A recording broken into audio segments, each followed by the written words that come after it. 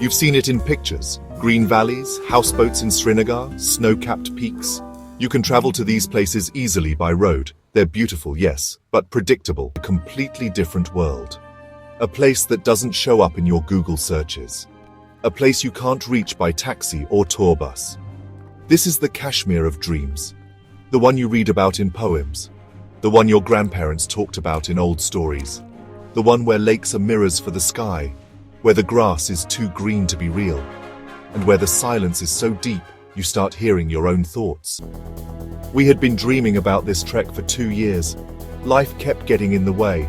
Work, weather, permits, and sometimes just fear of the unknown. But the dream stayed alive. And finally, we were going. I wasn't alone. My college friend Farhan, who's from Kashmir, arranged everything: permits, guide, and gear. All I had to do was show up. I posted a story on Instagram. Anyone up for an adventure? To my surprise, people replied. Some were strangers, some were friends of friends, and some joined us on the trek. None of us knew how this journey would change us.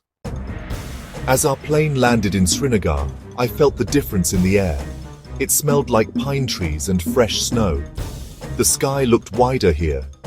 Farhan picked us up in his old Jeep, playing Kashmiri music loud. He smiled and said, "Ready to suffer?" We laughed. Honestly, we thought he was joking. But you know, the next morning, we left for Srinagar, the base camp. The road, it followed a wild river, passing golden mustard fields and these tiny chai stalls. Shepherds walked beside their flocks. Everything really felt like a painting. It was more than just traveling. We were entering a new story. We started early. Our bags were heavy, but, well, our hearts were light. The first climb hit us hard, super steep, no warm-up at all. We were breathing fast in just 15 minutes. Then suddenly we reached a valley. Wild horses ran across this massive green meadow. Snow peaks stood far in the distance. It honestly looked unreal. This was just day 1, 6 more days to go. Did you know Kashmir has over 150 high-altitude lakes? Most of them have no roads, no phone signal, no shops, nothing.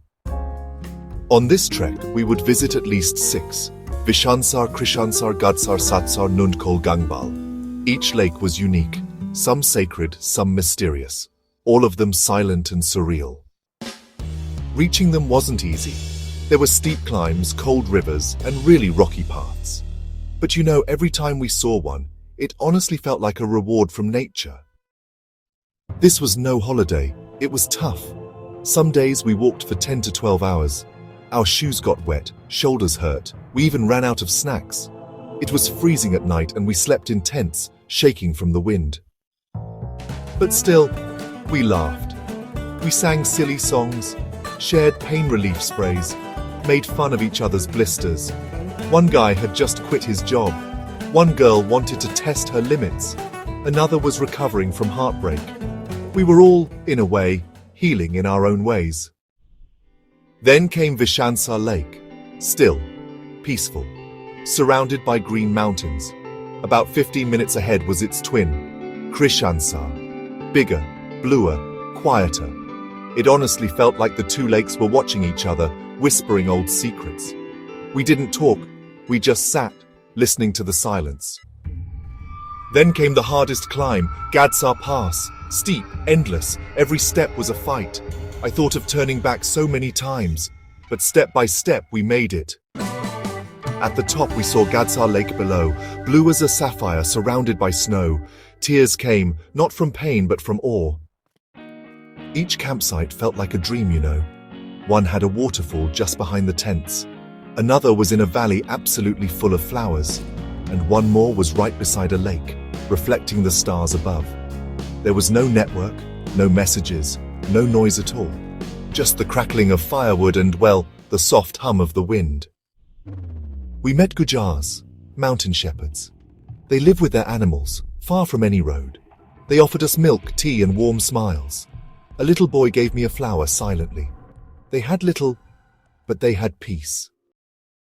Near the end, we reached the twin lakes, Nandkol and Gingival. They lay below Mount Harmukh, sacred and silent, huge, untouched. timeless. That night, we sat by the lake and watched the stars. Nobody said a word. We just listened to the water and our hearts. The final day, a long walk through pine forests. No one talked much. We were tired and a little sad it was ending. Then, after hours, we saw it, a road. We had come full circle. This trek wasn't just about the views, it was about learning what truly matters. Warm food, a good friend, a dry pair of socks, a smile from a stranger, a quiet place to think. Some places change you forever. This was one.